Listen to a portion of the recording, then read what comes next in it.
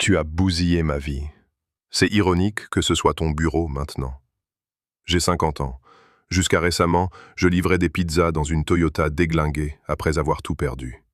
Puis, une livraison banale par une nuit pluvieuse de décembre a complètement bouleversé mon monde, d'une manière que je n'aurais jamais imaginée. Laisse-moi te raconter l'histoire, parce qu'il faut que tu comprennes de quelle hauteur je suis tombé avant de rebondir. Il y a un an, la vie était plutôt belle.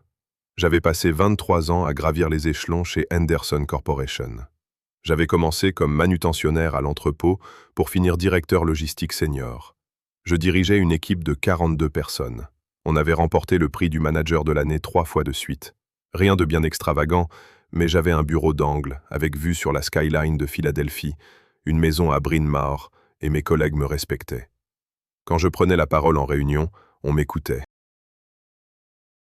Mes idées avaient fait gagner des millions à la boîte au fil des ans. Mes enfants assuraient grave. Ma fille, Emma, était en dernière année d'infirmière à Temple. Elle n'avait que des A et faisait du bénévolat à l'hôpital pour enfants tous les week-ends. C'était le genre de gamine qui préférait aider des gosses malades un vendredi soir plutôt que de faire la fête. Mon fils, Marcus, venait de devenir associé chez McKenna Associates à 31 ans, le plus jeune de l'histoire du cabinet. On dînait ensemble 2 dimanches par mois chez moi. Emma me passait les patates en me disant que je devais me remettre à fréquenter des femmes, parce que 50 ans, c'était encore jeune. Je riais. Je disais que j'étais concentré sur le boulot et que c'était bien assez d'émotions pour une seule vie après leur mère. Marcus plaisantait sur le fait que leur mère avait essayé de nous faire investir dans des systèmes de vente pyramidales. Il y a des années de ça, on pouvait encore en rire. J'étais divorcé de Sandra depuis 8 ans. Le mariage avait volé en éclats parce qu'elle en voulait toujours plus. Plus d'argent, plus de statut, plus d'attention. Rien n'était jamais assez. Après le divorce, elle a papillonné entre des types friqués. Elle m'a quitté pour un agent immobilier qui a fait faillite 2 ans plus tard. Aux dernières nouvelles, avant que tout ne s'écroule, elle était réceptionniste dans un cabinet dentaire.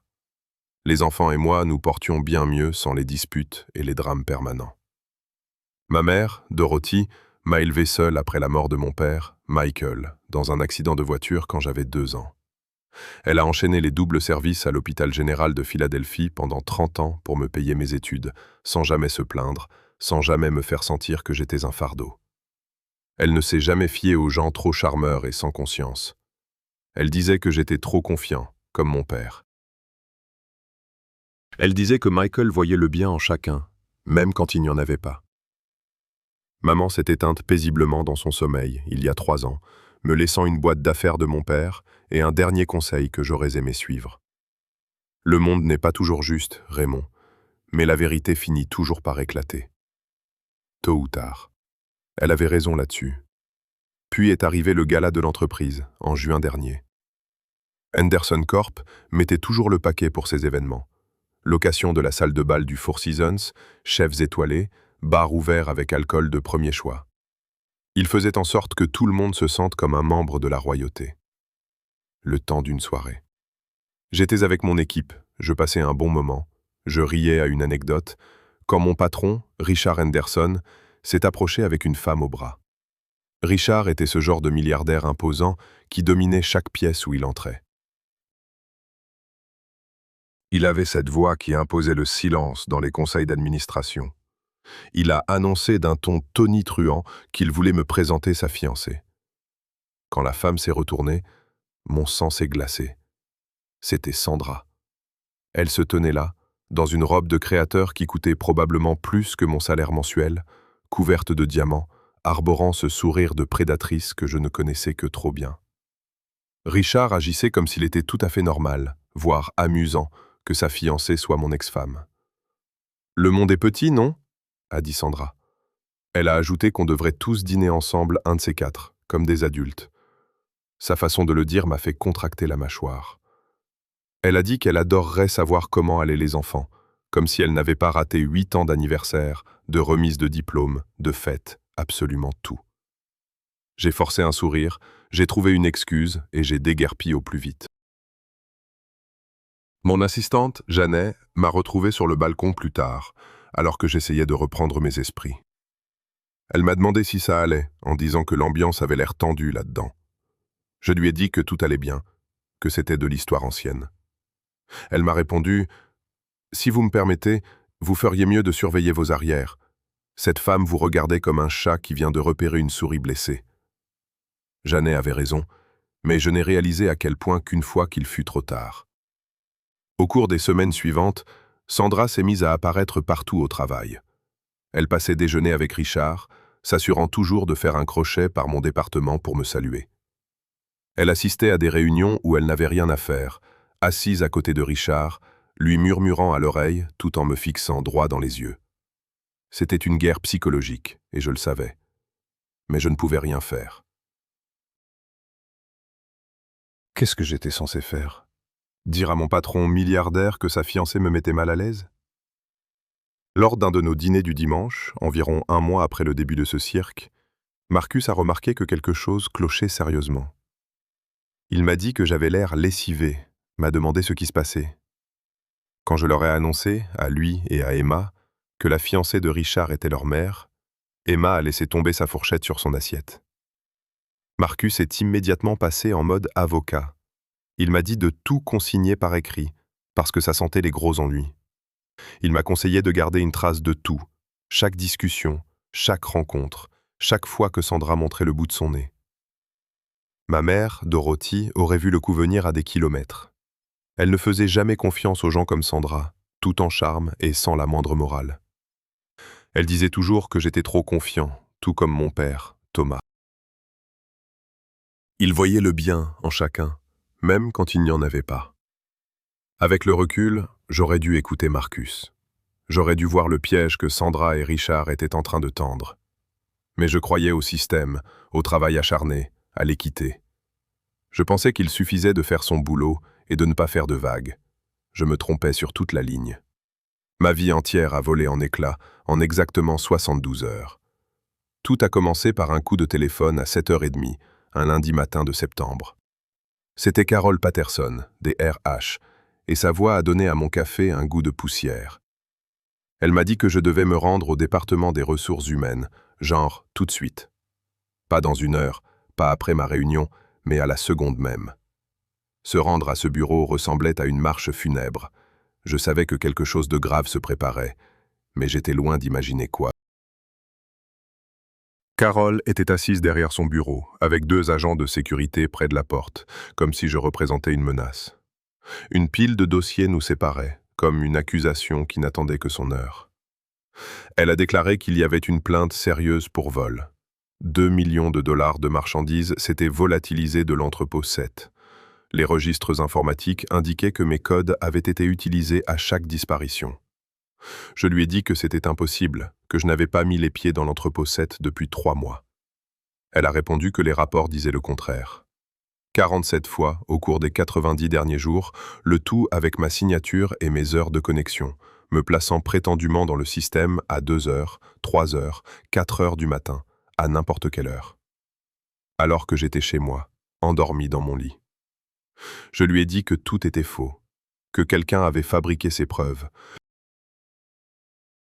« Vérifiez les caméras », ai-je lancé. « Elles prouveront que je n'y étais pas. » Carole n'a même pas scié. Elle a dit que les caméras étaient hors service à ces moments-là. Le système de sauvegarde avait lui aussi flanché. Pratique, non? Elle a ajouté que Richard voulait régler ça discrètement. Si je démissionnais immédiatement et que je signais un papier m'engageant au silence, il ne porterait pas plainte. Il m'offrait une porte de sortie. Je lui ai répondu que je voulais un avocat et que je ne signerais rien. Carole a dit que c'était mon choix, mais que Richard ne voulait pas embarrasser ma famille. « Marcus ne vient-il pas de devenir associé chez McKenna et Associés ?» a-t-elle demandé. « Ce serait dommage qu'ils apprennent que le père de leur nouvel associé est un voleur. » La menace ne pouvait pas être plus claire. Je me suis levé et j'ai dit que je ne démissionnerais pas pour quelque chose que je n'avais pas fait. Elle m'a annoncé que j'étais suspendu avec effet immédiat et que la sécurité allait m'escorter vers la sortie. Pas le temps de prendre mes affaires, pas le temps de dire au revoir à mon équipe. Rien. Cette marche de la honte à travers les bureaux que j'avais aidé à bâtir pendant 23 ans fut le trajet le plus long de ma vie. 42 visages de gens dont j'avais été le mentor me regardaient alors que la sécurité m'emmenait comme un criminel. Janet pleurait à son bureau. Denis, de la comptabilité, refusait même de me regarder. Des gens avec qui j'avais déjeuné 1000 fois trouvaient soudain leur écran d'ordinateur passionnant. Le mardi, les flics ont débarqué. 6 officiers avec un mandat, retournant ma maison et saisissant mes ordinateurs, mes dossiers, mon téléphone, tout. Madame Henderson, ma voisine, regardait alors qu'on m'emmenait les menottes au poignet. Emma m'a appelé en pleurs depuis son dortoir pour me demander ce qui se passait, la voix brisée. Je lui ai dit que c'était un malentendu, mais je mentais. Le mercredi, il était clair que ce n'en était pas un. Toutes les grandes entreprises de logistique de la région ont reçu un email de Henderson Corp concernant mes manquements à l'intégrité et l'enquête criminelle pour vol. Mon compte LinkedIn a explosé sous les notifications d'anciens collègues et contacts qui me tournaient le dos. 23 ans de travail évaporés en 23 heures. Des gens que je connaissais depuis des années ne me connaissaient soudain plus du tout. Le SMS le Sandra est arrivé le mercredi soir. Savoure ton invisibilité, Dave. Tu as toujours été trop petit pour la vie dont je rêvais. Richard te salue. L'effet fut celui d'un coup de poing. J'ai appelé Marcus et je lui ai dit qu'il me fallait un avocat qui n'ait pas peur de Richard Henderson.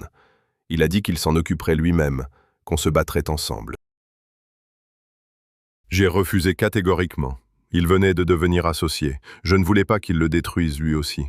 Il avait travaillé trop dur. L'avocat que j'ai engagé, James Morrison, coûtait 500 $ de l'heure. À la 3e semaine, mes économies fondaient à vue d'œil. Au 2e mois, la maison était saisie et les factures avaient englouti tout ce que je possédais. Nous n'étions pas plus près de prouver mon innocence. Richard Henderson avait une armée d'avocats et il nous enterrait sous la paperasse, l'émotion et les délais. La mort à petit feu. Mon avocat, James, a fini par m'apprendre une chose terrible début novembre. Richard avait déjà fait le coup, à 3 autres cadres qui s'étaient mis en travers de son chemin et qui avaient fini visés par les mêmes accusations. Et aucun d'entre eux ne pouvait prouver son innocence. Le schéma était là, clair comme le jour, pour qui savait où regarder. Quand j'ai demandé si je devais simplement abandonner, il m'a répondu que j'étais David contre Goliath. Sauf que Goliath possédait aussi les pierres et le lance-pierre. J'ai vendu tout ce que j'avais, juste pour payer les frais d'avocat. La maison, la voiture et même la montre de mon père que maman m'avait gardée pendant 30 ans. Marcus a essayé de me donner de l'argent, mais il n'était pas question que j'accepte.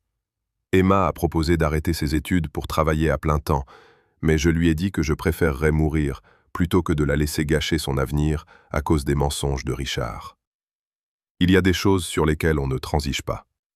Tony's Pizza était le seul endroit qui acceptait de m'embaucher sans vérifier mes antécédents. Le patron, Tony Marcelli, était un Italien de la vieille école, et il se foutait pas mal de ce que les journaux racontaient sur moi. Il me l'a dit franchement.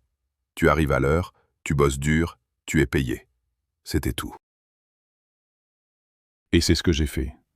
Livrer des pizzas à 50 ans, c'était une horreur d'un genre particulier, difficile à décrire. Ma première livraison a été pour quelqu'un de mon ancien service. Le regard de pitié et de gêne sur son visage m'a anéanti. La 2e livraison était pour un voisin qui n'a même pas pu me regarder dans les yeux. La 3e était pour une amie de Sandra, de l'époque où nous étions mariés. Elle a carrément ri en me voyant là, dans mon blouson de livreur. Elle m'a laissé un billet de 20 comme si j'étais un cas social. Un soir, j'étais arrêté à un feu rouge vers 20 h quand Denis, de la comptabilité, s'est garé à côté de moi dans sa BMW. Il a vu l'enseigne lumineuse sur le toit de ma vieille carcasse et a baissé sa vitre. Il m'a dit que tout le monde à la boîte savait que les accusations de Richard étaient des conneries monumentales. Mais personne ne voulait se mettre à dos un type qui possédait pratiquement la moitié de la ville. Son empire immobilier, ses relations politiques, son pouvoir, c'était trop. Les gens avaient des emprunts et des familles à nourrir. Pendant 3 mois entiers, j'ai livré des pizzas et vécu dans un minuscule studio qui sentait le moisi, avec un radiateur qui claquait toute la nuit. J'évitais les endroits où je risquais de croiser des gens de mon ancienne vie. L'homme qui gérait autrefois la logistique d'une multinationale pesant des milliards s'inquiétait maintenant de savoir s'il avait assez d'argent pour l'essence afin de finir sa tournée. J'avais arrêté de rendre les coups, car la fierté était un luxe que je ne pouvais plus me permettre. Je pensais avoir accepté de n'être plus personne, comme Sandra l'avait écrit dans son SMS. Puis est arrivée cette nuit de décembre qui a tout changé. La commande était pour le 1247 Beacon Hill Drive, dans les beaux quartiers. Une grande pepperoni avec supplément fromage, ça faisait 23,50 $, livraison comprise. Les livraisons dans ces quartiers riches signifiaient généralement des pourboires corrects, parfois assez pour payer l'essence de toute la nuit ou même aider pour les courses. La pluie de décembre martelait mon pare-brise, alors que je m'arrêtais devant cette immense maison coloniale aux colonnes blanches. J'ai attrapé le sac isotherme et j'ai couru sous l'averse. Mon blouson Tony's Pizza ne servait à rien contre cette pluie glaciale qui me trempait jusqu'aux os. Quand le vieil homme a ouvert la porte, il est littéralement tombé à genoux, là, sur le paillasson. J'ai cru qu'il faisait une crise cardiaque ou un AVC. Puis il a prononcé le nom de mon père, Michael Grant, et tout mon univers a basculé. Il répétait « Mon Dieu » en boucle, la voix brisée, les mains tremblantes alors qu'il les tendait vers moi. Il a dit que j'étais le fils de Michael Grant, qu'il le savait parce que j'avais les mêmes yeux, la même mâchoire, cette légère déviation du nez. J'étais le portrait craché de mon père quand il était jeune. Les yeux du vieil homme se sont remplis de larmes, et il m'a dit qu'il me cherchait depuis 30 ans. 30 ans. J'ai reculé, perplexe, et, pour être honnête, un peu inquiet pour sa santé mentale. J'ai demandé comment il connaissait mon nom. Mon cœur battait la chamade. Personne n'avait parlé de mon père depuis des années. Il était mort quand j'avais 2 ans, et ma mère avait emporté la plupart de ses souvenirs dans sa tombe. Il y a 3 ans, je ne savais presque rien de cet homme. Le vieil homme s'est relevé avec peine, disant qu'il s'appelait George Parker et qu'il avait été l'associé de mon père. Ils avaient fondé une entreprise ensemble en 1982 et mon père en possédait 50%. George m'a saisi le bras avec une force surprenante pour un homme de 78 ans et m'a pratiquement supplié d'entrer. Il a dit que ce qu'il allait me montrer changerait absolument tout dans ma vie. J'aurais dû partir sur le champ. J'avais 3 autres livraisons qui refroidissaient dans la voiture.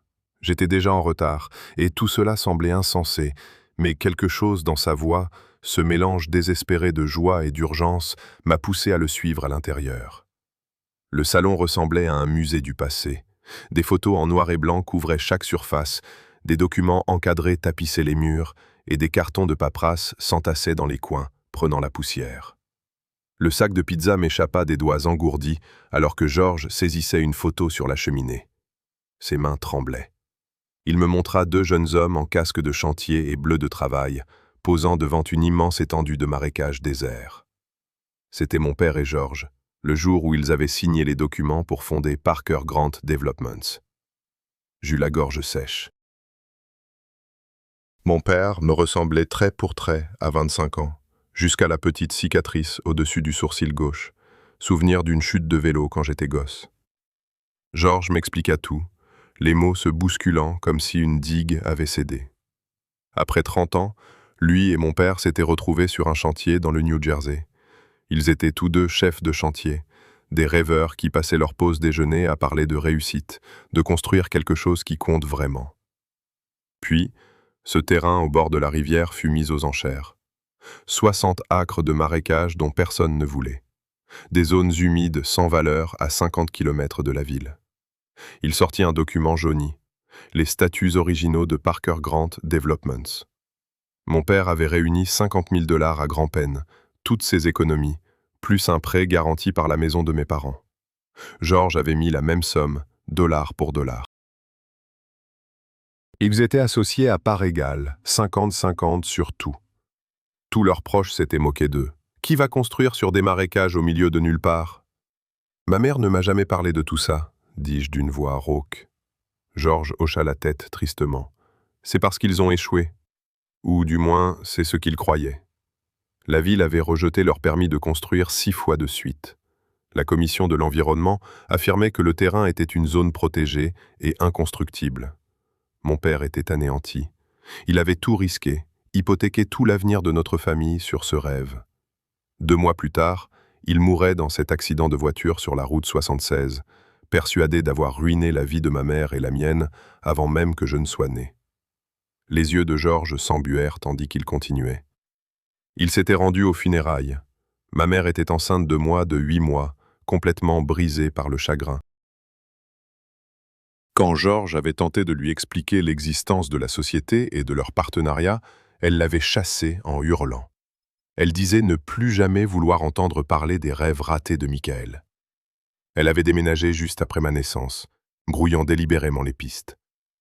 Georges avait engagé des détectives privés, mais ma mère, Dorothy, était déterminée à disparaître. Il se dirigea vers un classeur et en sortit dossier après dossier, des décennies de documentation. Puis il me dit ce qui avait tout changé. 6 mois après la mort de Michael, l'État annonça une nouvelle initiative de pôle technologique. Soudain, leurs marécages sans valeur devinrent un emplacement de premier choix. Les permis furent approuvés du jour au lendemain. Mais Georges ne parvenait pas à nous retrouver, ma mère et moi, pour nous annoncer la bonne nouvelle. Je demandais « Alors, vous avez tout développé seul ?» Georges secoua fermement la tête.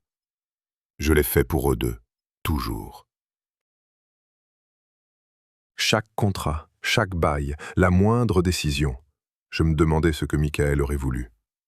Il avait placé les 50% de mon père dans un fonds fiduciaire, percevant les loyers, accumulant les intérêts, attendant le jour où il pourrait retrouver le fils de Michael et lui remettre son héritage. Georges me montra des contrats de location remontant à des décennies, des relevés bancaires, des registres méticuleux de chaque transaction. 30 ans d'une comptabilité irréprochable. Google avait construit son siège de la côte Est sur le lot numéro 15. Microsoft occupait le lot 23. 3 grands hôpitaux, 47 immeubles de bureaux, 2 centres commerciaux, tous versant un loyer mensuel à Parker Grant Developments. Les chiffres étaient absolument vertigineux. Il ouvrit un relevé bancaire récent et pointa le montant en bas de page. 823 millions de dollars. C'était la part accumulée de mon père à ce jour. Mais, dit-il, il y a quelque chose de plus important que l'argent que tu dois savoir. Il sortit un contrat de bail spécifique et mon sang ne fit qu'un tour dans mes veines. La signature de Richard Henderson me fixait depuis la page. Henderson Industries était leur locataire principal depuis 15 ans. Le lot 47, le joyau de tout le pôle. Toute son entreprise, absolument tout, tournait depuis cet immeuble situé sur notre terrain. Georges m'expliqua que le bail arrivait à échéance le mois prochain. Je tremblais littéralement. « Vous êtes en train de me dire que Richard Henderson nous paie un loyer depuis tout ce temps ?» Georges hocha la tête. « Oui, et il y a autre chose. J'ai insisté pour inclure une clause de moralité.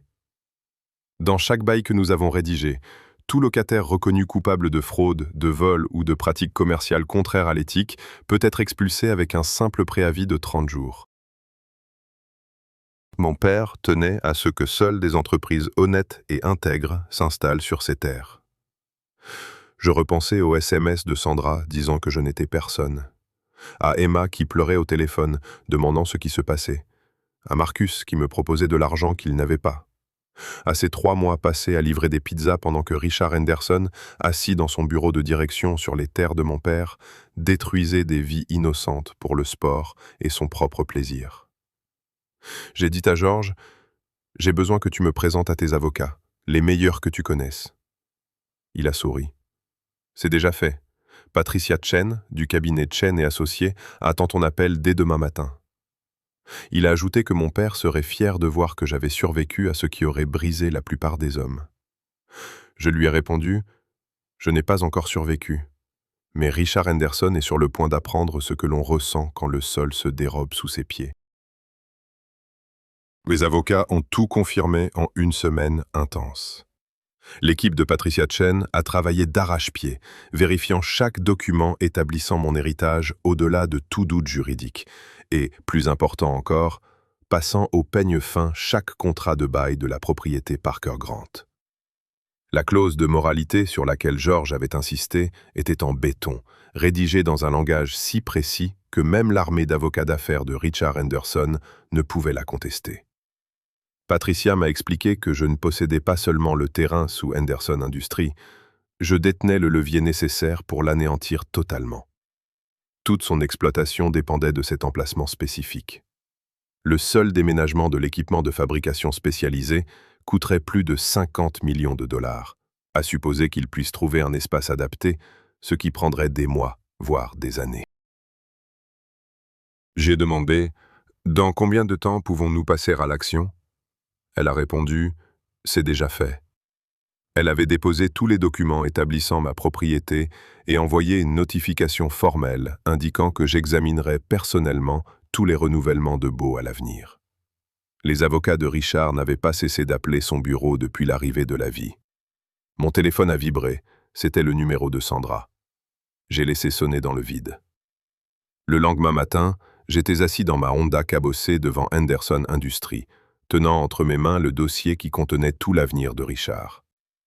Le bâtiment se dressait sur 40 étages au-dessus de moi, tout de verre, d'acier et d'architecture moderne, bâti sur les ruines du rêve de mon père. Le vigile qui me faisait signe de passer chaque matin m'ignorait désormais royalement, comme si j'étais invisible. Mais cela allait changer.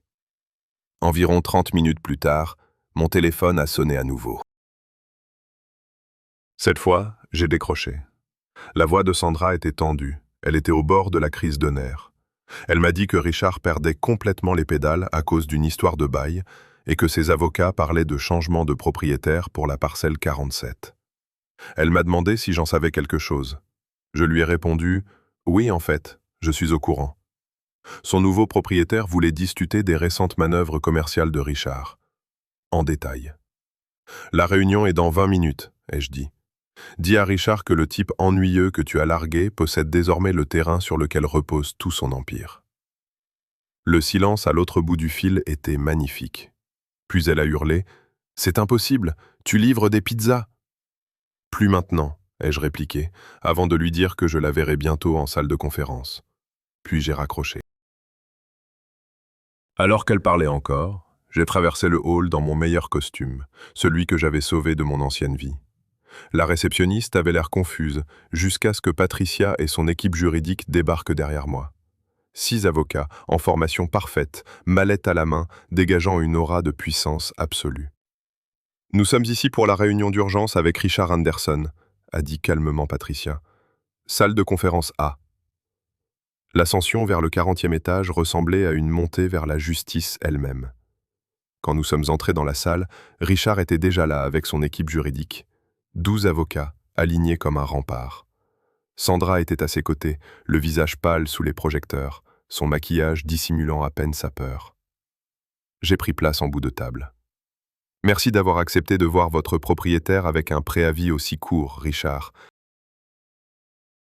Le visage de Richard est passé de la confusion à la fureur, puis à la terreur en l'espace de 3 secondes.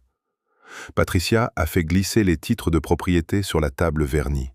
Elle a expliqué, avec un calme tout professionnel, que j'avais hérité de 50% de Parker Grant Developments de mon père et que depuis la semaine dernière, j'étais responsable de la gestion des baux pour la parcelle 47, là où se trouvait son siège social. Richard a grogné. « Vous ne pouvez pas faire ça, j'ai un bail, c'est de l'extorsion. » J'ai dit, aussi serein que possible, « Votre bail expire dans exactement 30 jours, et il contient une clause de moralité. » J'ai fait signe à Patricia de partager ce que nos enquêteurs avaient découvert la semaine passée. Elle a ouvert son ordinateur portable, et les preuves se sont affichées sur l'écran. 17 anciens employés avaient fait des dépositions sous serment concernant des fausses accusations, des preuves fabriquées et du harcèlement ciblé. Nous avions 3 personnes accusées de vol selon le même stratagème que Richard avait utilisé contre moi. Signature numérique, caméra tombant opportunément en panne, toute la panoplie, documentée en détail. Richard a lancé « Vous ne pouvez rien prouver qui tienne devant un tribunal. » Nous n'avons pas besoin de le prouver devant un tribunal, ai-je répondu. La clause de moralité ne nécessite pas de condamnation pénale, juste des preuves solides de pratiques douteuses. Mais j'étais prêt à lui laisser le choix. Je me suis levé, toisant l'homme qui avait bousillé ma vie pour le plaisir. Option 1. Vous libérez les lieux sous 30 jours. Vous déménagez toute votre exploitation ailleurs. Bonne chance pour trouver 40 étages de bureaux spécialisés avec sa configuration exacte. Ses agents immobiliers lui diraient que c'était impossible dans ce délai. Sa voix a déraillé. « C'est quoi l'option 2 ?» Je lui ai répondu. « Blanchissez mon nom publiquement. Versez-moi 30 millions de dollars pour ce que vous avez fait et signez un nouveau bail au triple du loyer actuel. Oh, et encore une chose, divorcez de Sandra, immédiatement. » Richard a frappé la table du poing, assez fort pour faire sauter les verres d'eau. « Vous ne pouvez pas m'obliger à divorcer. » « Non, légalement, je ne peux pas, » ai-je rétorqué. « Mais je peux faire en sorte que rester marié avec elle vous coûte très cher. Chaque mois où vous resterez marié, votre loyer doublera. 6 millions. Deuxième mois, 12 millions. Troisième mois, 24 millions. Quatrième mois, 48 millions.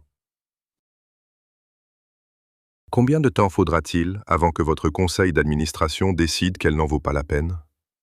Sandra était debout maintenant, reculant vers la porte, ses talons de créateur claquant sur le sol en marbre. « On peut s'arranger », a-t-elle dit.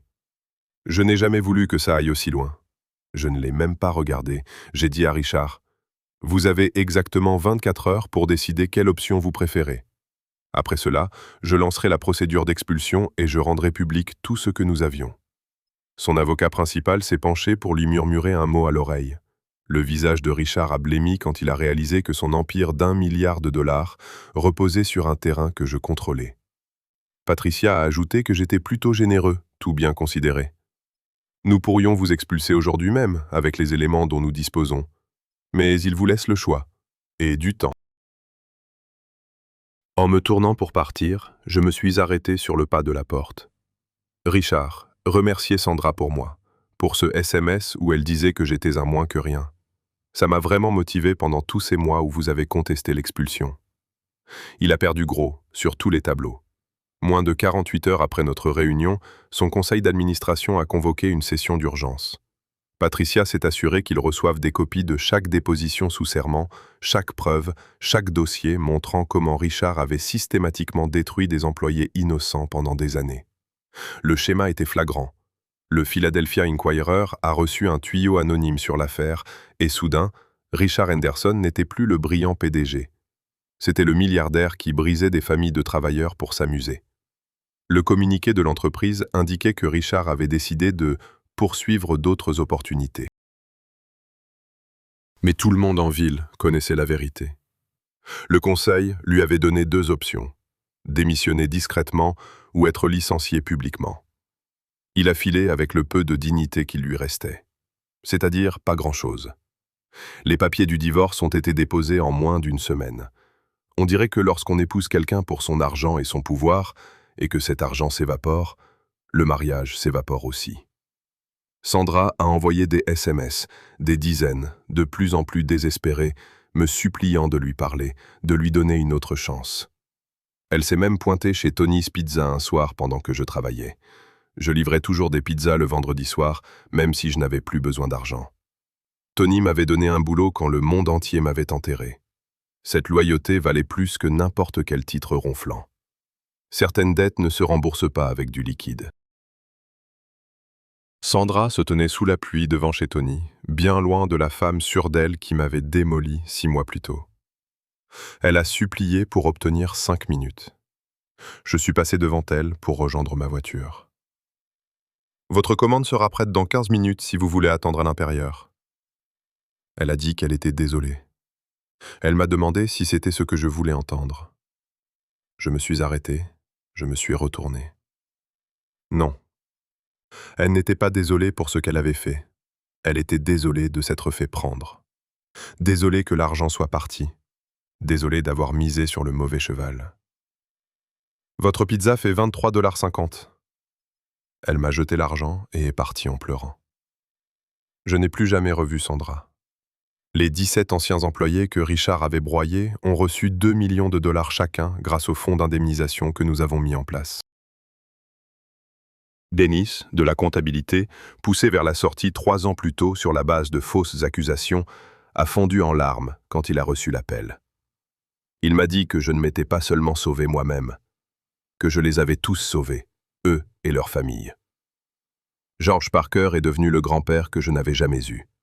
Nous passions nos soirées à éplucher les vieux papiers de mon père pour apprendre à connaître cet homme que je n'avais jamais vu. Michael Grant était un rêveur. Mais plus que cela, il croyait que les entreprises devaient porter les communautés, pas les détruire pour le profit. George m'a dit une chose que mon père répétait toujours. La richesse sans but n'est que du papier. Mais la richesse avec un but peut changer le monde. C'est devenu ma règle d'or. Nous avons transformé la moitié du pôle technologique de Riverside en logements abordables pour les travailleurs et les familles déplacées. Nous avons lancé la fondation Michael Grant avec une dotation de 100 millions de dollars pour aider les familles victimes de vengeances corporatives et de fausses accusations. Dès la première année, nous avons aidé plus de 300 familles à se remettre sur pied. Emma a obtenu son diplôme sans dette, avec mention, et elle dirige aujourd'hui la clinique médicale que nous avons bâtie dans le nord de Philadelphie, des soins gratuits pour les familles qui n'ont pas les moyens de se payer une assurance. Lors de l'inauguration, elle m'a dit « Ce n'est pas la chute qui vous définit, c'est la façon dont on se relève. » Marcus, lui, a monté son propre cabinet d'avocats pour défendre les employés contre les abus des grandes entreprises. Sa première affaire était bénévole. Il défendait un concierge accusé de vol, les mêmes tactiques éculées que d'habitude. Nous avons gagné gros. La fille du concierge m'a envoyé une carte de remerciement, un dessin fait main qui trône sur mon bureau, juste à côté de la photo de mon père. Ma petite fille Sophie, la fille de Marcus, grandira dans un monde où notre nom est synonyme de bien. Pas à cause de l'argent ou du pouvoir, mais parce que lorsque nous avons eu le pouvoir, nous l'avons utilisé pour protéger ceux qui n'en avaient pas. Debout dans l'ancien bureau de mon père, devenu le mien, George a posé sa main sur mon épaule. Il m'a dit « Michael serait si fier. Tu n'as pas seulement récupéré la fortune, tu as restauré son rêve en utilisant le succès pour tirer les gens vers le haut. » J'ai regardé la photo de mon père au mur. Ce jeune homme, plein d'espoir, debout devant des marécages sans valeur dont personne ne voulait. Il est mort en pensant qu'il était un raté, sans jamais savoir qu'il avait bâti un empire.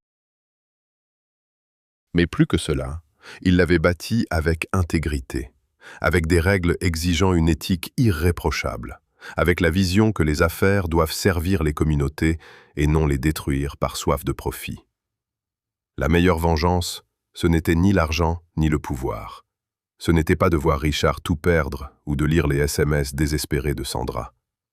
La meilleure vengeance, ce fut la photo que j'ai envoyée à Sandra le jour de ce qui aurait dû être son premier anniversaire de mariage avec Richard.